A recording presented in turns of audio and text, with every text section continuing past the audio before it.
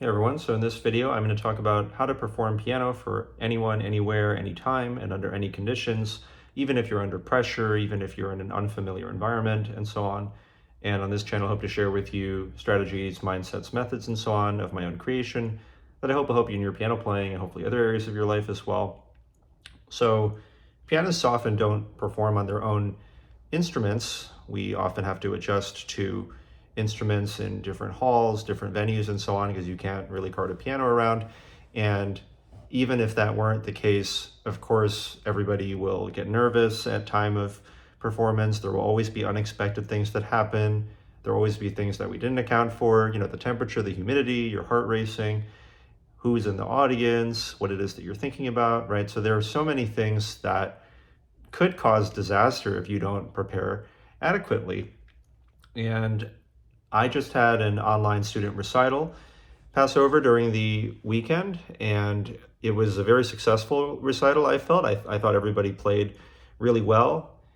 And, there were some students that even during the last week, they had some things I was like a little bit concerned about, but it turns out that they played very, very solidly. And then those students who were already solid played either solid or even better than that. And so everybody played, I would say, either the way that they usually did or their best or somewhere in between. And that's difficult to guarantee because really anything can happen in performance.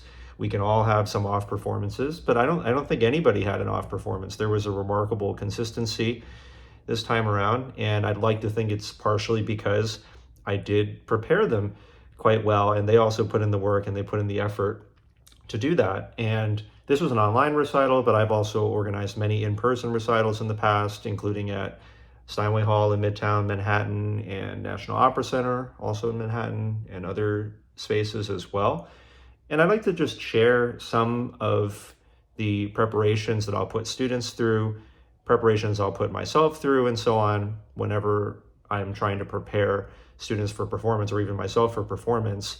And this is not an exhaustive list, but they're just some ideas. And I'll say as an aside also, some of my students, including those that have only played for less than a year, even a few months, they will very often, as long as they go through this training, gain the ability to truly perform under any conditions. Like, for instance, here in New York City at the Oculus, which is, right at World Trade Center area, there's a public piano, very, very public piano. And I had a student who just was able to just sit down and just play Clair de Lune there with tons and tons of people going by. Although, to be fair, that student is a little bit more experienced, but he had never done something like that before. And this training gave him the ability and the confidence to do that. And I've had other students, they've played pianos that are outdoors, public pianos, and so on. They have had the experience of people coming over their place and they're able to play for them confidently, because it's quite easy compared to playing for me or for other pianists to play for your family and friends casually and so on. Or they go over somebody's house and they say like, oh, so-and-so, could you play us something? And instead of the typical, oh, I don't really know if I can play anything. I don't know if I'm ready. And I don't, maybe I got to warm up a little bit first. They can just sit down and confidently play and share a beautiful piece of music. And in this case, I do happen to be talking more about playing any music from sheet music, whether it be classical or pop or anything else. I guess it might be a little bit different if you're playing from a mainly play by ear or improvised approach, but there's still going to be many areas of overlap.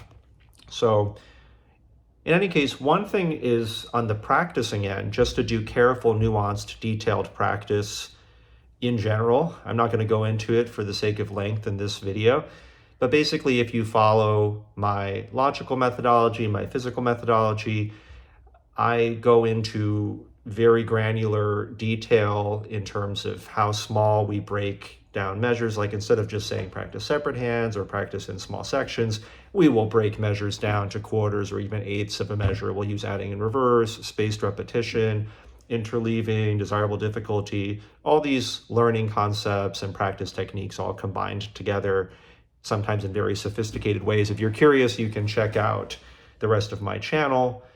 I have a 14 layers of strategy as applied to river flows and U series. I have a whole bunch of other videos on these different methods.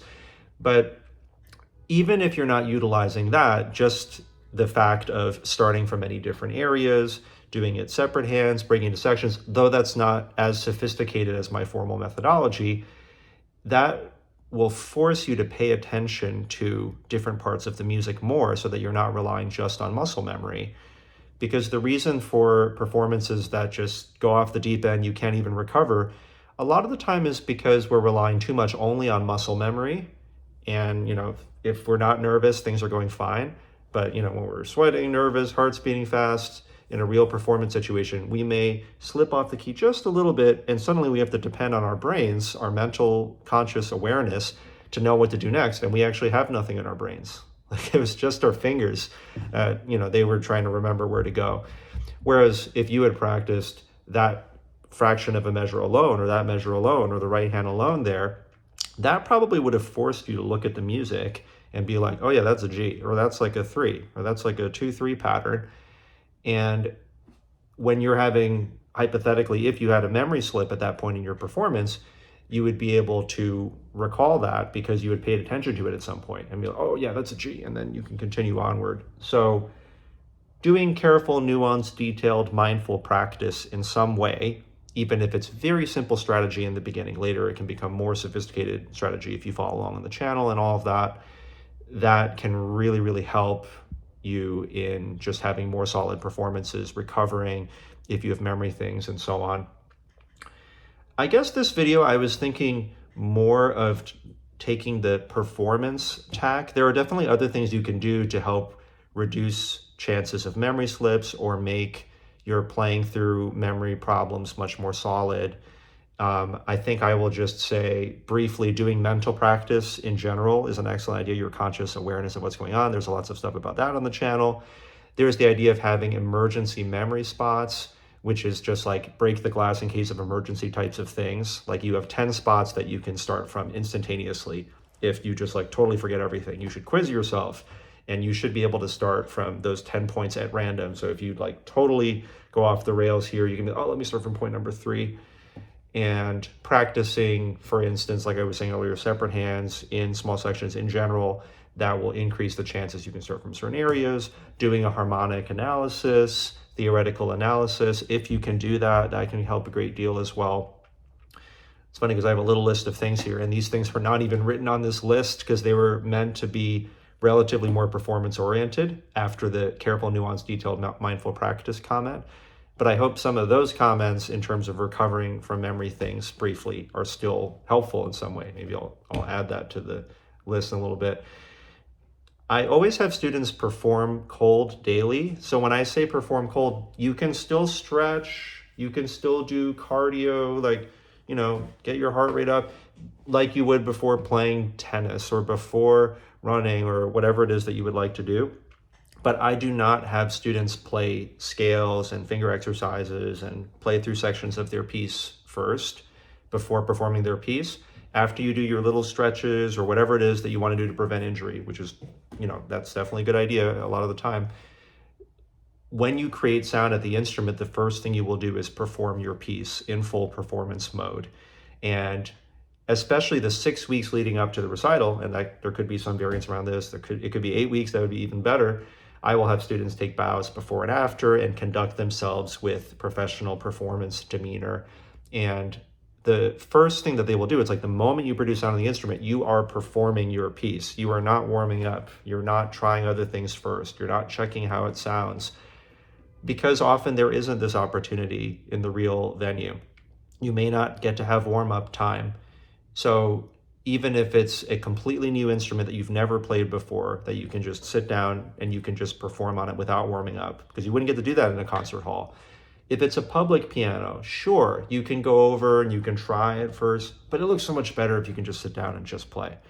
If a friend or family member is telling you to play something, yeah, you can sheepishly say oh, I didn't play that much today, and let me try this first. But they'll be so much more impressed. Not that it matters what other people think so much, but hey, might as well, they're asking for it anyway. might as well give them the most enjoyable experience possible, and you can just sit down and just confidently play without even warming up, without even trying things first, and you'll just be able to adjust in the moment. And if you do this, you will find that you're able to adjust more quicker and quicker to each situation that comes up, even just from this performing cold comment. I'm going to give another comment shortly that I think will help also. So yeah, start each day with cold performance. It doesn't mean your hands have to literally be cold, but it means that you're not warming up doing other things first, aside from stretching, cardio, or whatever you want to do there. Another thing is to record yourself and watch yourself on a regular basis. I'm sure I'll make another video about this in the future, but don't be resistant to this. I know it can be a bit embarrassing or even cringy, like the same as if we like hear like an audio recording, video recording of ourselves, and we're just like, oh man, is that what I sound like? Is that what I look like? But really, like, look at and listen to yourself. Maybe your bow is like super awkward, or maybe you have some like eccentricity such that people are just focused on that, because people are only human. They're going to be distracted by some really weird visual thing if you're doing that.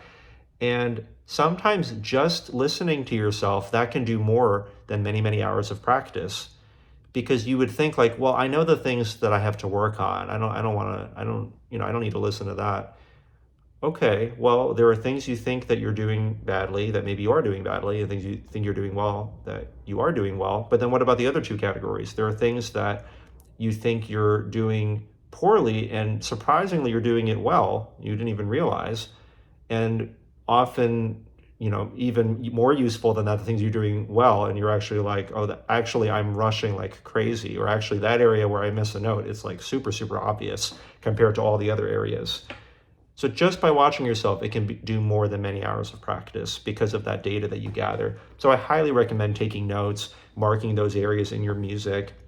I even like to circle and date areas, even with the year, so I can see the clusters that emerge. Like, is it the same area that I mess up in 5 days in a row? Are there mistakes clustered in general around this line or this section, or is it spread out randomly? Because that'll really get me to zone in on the nature of the problem, where it is I should focus on, because performance really is the top level or high level view. So you'll have much more solid performances if you can identify where you mess up on average, or if it's like just completely random spots, it might be a general, like you just need to practice performance more so that you can get more used to focusing all the way through.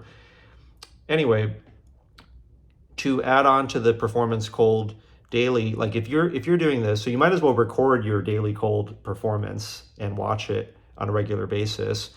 But if this is going well, and if you have a teacher, of course, you're playing for them and so on, or you're playing for somebody else, which I'll talk a little bit more about in a bit, you should start performing under difficult conditions. And I have another video on this I made a while ago, but I'll just quickly go through here. Like, you could play with your hands freezing cold. I wouldn't do this like super often, but you can do it once in a while. You can play with, you just came back from the gym and you're sweating profusely. You can play with different lighting conditions. You can play in total darkness. You can play when it's extra noisy. But when people complain, they're like, oh, well, my mom walked in the room, or my kid was being really loud, and my dog is, doing this or that, or my fiance, happened as well. You should be really thankful for them, because really there should be no conditions that cause you to mess up. Anything that causes you to mess up is extremely useful. And that really ties into this title of this video, or the title of this video here. All of that is such useful practice. You should be grateful to, for instance, your dog that came in and started barking like crazy, because if that caused you to mess up, well, during a real concert or performance situation, it could be that somebody's phone goes off, as we all know. It could be that some elderly person starts coughing a great deal and they can't help it. It could be some child starts crying and they have to be carried from the room. If you're playing on a public piano, there could be all sorts of crazy stuff going on. I mean, I've literally had like crazy people next to me, and thankfully I didn't think it was dangerous, but that did not cause me to stop the performance or to mess everything up. So you want to purposely perform under difficult conditions. Let's see, did I miss anything important? I'm sure that there's other examples. Oh yeah, like practicing when If you're a morning person, perform late at night. If you're a night person, perform early in the morning. If you happen to have a keyboard, perform with, without headphones, with the volume higher or lower. Try to perform on different instruments as much as possible.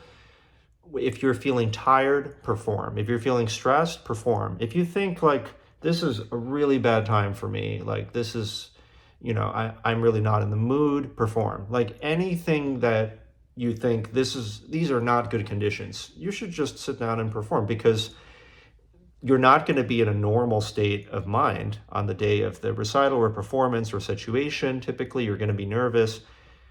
Anything that causes difficulty is so useful, and you should embrace it and you should seek it out. And I think that's a lot of where the meat of this lies, if you can go ahead and just try to generate those conditions for yourself. And you should perform for others as often as you can. So I started Pianist Collective, which is my online mastermind, and you can search Pianist Collective David Chang if you're curious.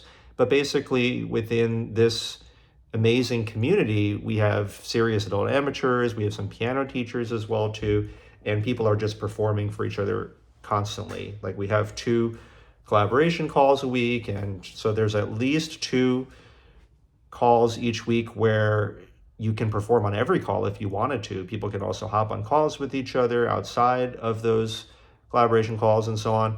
But if you're in regular lessons, if you're in other type of lesson situations, it still is very possible to arrange for performances. I mean, back when I was a one-on-one, like all private lesson teacher, at least the 6 weeks leading up to the recital, I would have students come in a little bit early or stay a little bit later, and then they would trade performances that way and so on. So thankfully now, like we can do this year round. People can also meet up in person in theory. But let's say that even if you're completely on your own, like I'm basically on my own because I don't have a teacher at this point. I've been on my own for quite a while. So I would find 6, 7, 8 different very nice family members, friends, whatever. And if I have a recital or other performance, I would make them actually listen to the entire thing. And I would find a different person each week. And I just make myself start it. I don't try to, often I'll try to tell myself, oh, I got to wait until I'm more ready, because right now things really don't sound good. I shouldn't play for my colleague. But I'm like, just suck it up and just start. Because as soon as you start, you will know more of what to work on. Sure, there are the things that you think that you should work on, but when you perform for the other person, you have an enormous memory slip during this part that had always gone right up to that point. Instead of getting depressed, just like under other difficult conditions, you just think like, wow, I am so grateful that I played for my close friend and I just had a total disaster, total meltdown in this part of the piece I thought was strong, because that's such useful information. Now I know that I actually have no mental awareness of this part, and I should really carefully go through this part in my practice, in both performance practice, when I'm performing under difficult conditions, when I'm performing cold daily, when I'm recording myself, but also in regular practice. Like I should be breaking this part down. I should be doing mental practice. I should construct emergency memory spots around this and so on, right? So it's always useful. And in fact, there were at least 2 students this past week where I would say, unfortunately, they each had one of their weakest performances probably in this entire 6 weeks of performance training or so leading up to this recital. And of course, one part of me is like, oh, I hope that they're going to be fine, and I feel for them and everything. But when this happened, basically I expressed to them like, wow, we are so lucky that this happened here, like before the actual recital. And it's not just to make them feel better. I am completely serious, and I'm being completely serious to you too. Like it honestly is so lucky that that happens. Anything other than the real recital, if it's just like the worst performance you ever had, well, the chances of that happening in the real thing are at least very, very greatly reduced. And lo and behold, both of those students played so well during the real recital, because probably partially they made those mistakes, and then they introduced countermeasures, and they knew that they knew not to be emotionally, mentally surprised if that were to happen. So they prepared themselves emotionally, mentally. They knew the weak points to work on. They introduced the countermeasures and backup plans and plan Bs and plan Cs and plan Ds and so on. And they continued practicing performance with all of these things in mind. And it happened that they had a wonderful result during the real recital. And I was so proud of them and happy for them. I want to say as a brief aside here that even if the real recital, they messed everything up again, I mean, I would still be proud of them and happy for them, because that's just one moment in time, and that's completely okay. I've certainly had performances I was less than happy with in my professional career. And that's just life. It's just one point in time, just like every single one of those practice performances, cold performances, like performances for colleagues, friends, performance under difficult conditions. It's just, if we put in that quantity, and I love this idea of quantity leads to quality. I'm sure I'll talk about this in other contexts on this channel as well too. But hopefully you've understood this theme of just all performances are useful. If you perform well, it boosts your confidence. You feel good about it. You're like, I'm heading somewhere.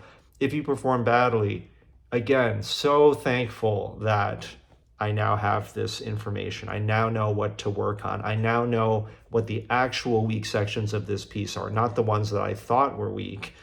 Often the things that we're so focused on, it's actually recording, performing under difficult conditions, when we mess up, like all these things that tell us the real truth. Often the parts we're so worried about, they're barely noticeable, or they're not the thing that's most likely to go wrong during the actual performance. So we want to ground ourselves in reality with all of these different techniques and thoughts that I gave you just now. Hopefully you're finding a great deal of it actually useful. You can actually utilize it. And again, the quantity leads to quality. So if a student performs poorly, like it's like second, third week of performance training, they play and it honestly is bad compared to how they usually play. They're like, David, what should I do? It seems like nothing is working. Perform. Just get in your reps. And it's not just mindless reps, but it's, guaranteed, if you perform cold every single day, you record yourself, you listen to yourself, you perform under difficult conditions all the time, you perform for different people. How about 2 or 3 times a week instead of just once a week?